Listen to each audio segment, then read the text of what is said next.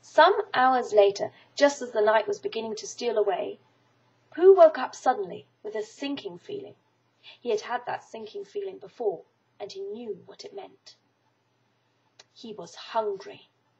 So he went to the larder, and he stood on a chair and reached up to the top shelf and found nothing. "That's funny," he thought. "I know I had a jar of honey there, a full jar, right full of honey right to the top. And it had honey written on it, so I would know that it was honey. That's very funny." And then he began to wander up and down, wondering where it was and murmuring a murmur to himself, like this: "It's very, very funny, 'cause I know I had some honey, 'cause I had a label on it saying honey. A galoptious full of pot too, and I don't know where it's got to. No, I don't know where it's gone. Well, that's funny."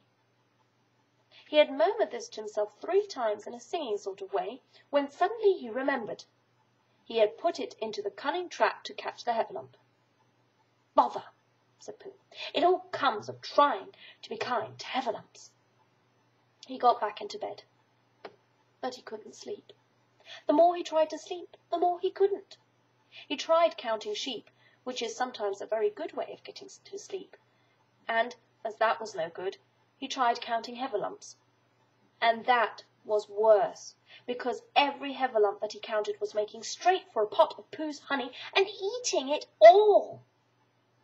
For some minutes he lay there miserably, but when the 587th Heffalump was licking its jaws and saying to himself, "Very good honey this, I don't know would have tasted better," Pooh could bear it no longer.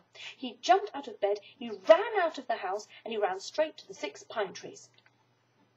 The sun was still in bed, but there was a lightness in the sky over the 100-acre wood, which seemed to show that it was waking up and would soon be kicking off the clothes.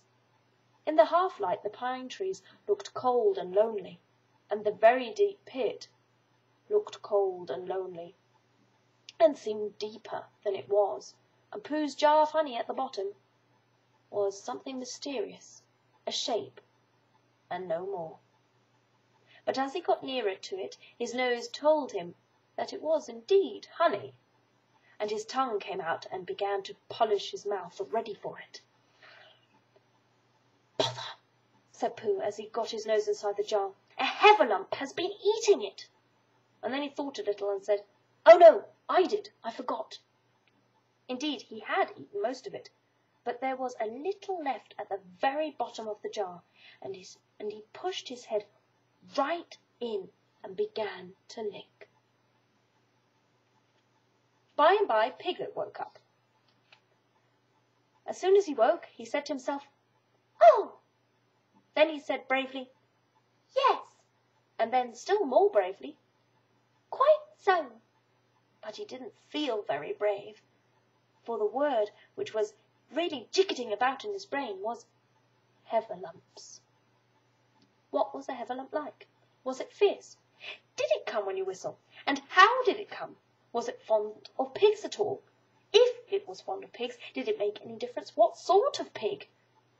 Supposing it was fierce with pigs, would it make any difference if the pig had a grandfather called Trespassers William? He didn't know the answer to any of these questions, and he was going to see his first Heffalump in about an hour from now. Of course Pooh would be with him, and it was much more friendly with Pooh. But suppose Heffalumps were fierce with pigs and bears?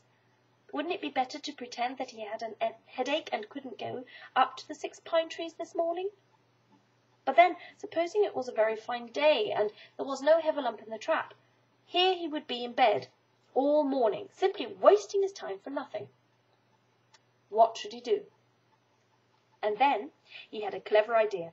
He would go up very quietly to the 6 pine trees now, peep very cautiously into the trap, and see if there was a Heffalump there. And if there was, he would go back to bed, and if there wasn't, he wouldn't. So off he went. At first he thought that there wouldn't be a Heffalump in the trap, and then he thought that there would, and as he got nearer, he was sure that there would, because he could hear it Heffalumping about, like anything. "Oh dear, said Piglet to himself, and he wanted to run away. But somehow, having got so near, he felt that he must just see what a Heffalump was like. So he crept to the side of the trap and looked in. And all the time Winnie the Pooh had been trying to get the honey jar off his head. The more he shook it, the more tightly it stuck. "Bother!" he said inside the jar, and "Oh, help!" and mostly "Ow!" And he tried bumping it against things, but as he couldn't see what he was bumping it against, it didn't help him. And he tried to climb out of the trap, but as he could see nothing but jar and not much of that, he couldn't find his way.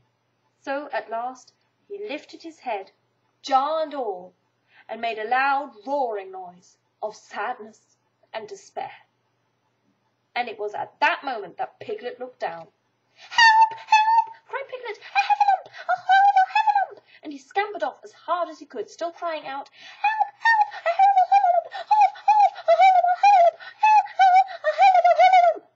And he didn't stop crying and scampering until he got to Christopher Robin's house. "Whatever's the matter, Piglet?" said Christopher Robin, who was just getting up. "Heff!" said Piglet, breathing so hard he could hardly speak. "Heff! Heff! Heffalump!" "Where?" "Up there," said Piglet, waving his paw. "What did it look like?" Like he had the biggest head you ever saw, Christopher Robin. A great enormous thing, like nothing, like a great big nothing, like a jar." "Well," said Christopher Robin, putting on his shoes, "I shall go and look at it. Come on." Piglet wasn't afraid if he had Christopher Robin with him, so off they went. "I can hear it, can't you?" said Piglet anxiously as they got near. "I can hear something," said Christopher Robin. It was Pooh, bumping his head against a tree root he had found. "There!" said Piglet. "Isn't it awful?" And he held on tight to Christopher Robin's hand. Suddenly Christopher Robin began to laugh, and he laughed, and he laughed, and he laughed, and while he was still laughing, crash went the Heffalump's head against the tree root, smash went the jar, and out came Pooh's head again. Then the Piglet saw what a foolish Piglet he had been, and he was so ashamed of himself that he ran straight off home and went to bed with a headache. But Christopher Robin and Pooh went home for breakfast together. "Oh, Bear," said Christopher Robin, "how I do love you." "So do I," said Pooh. I hope you enjoyed this story too. Stick around because there's still a few more to follow. Okay, bye.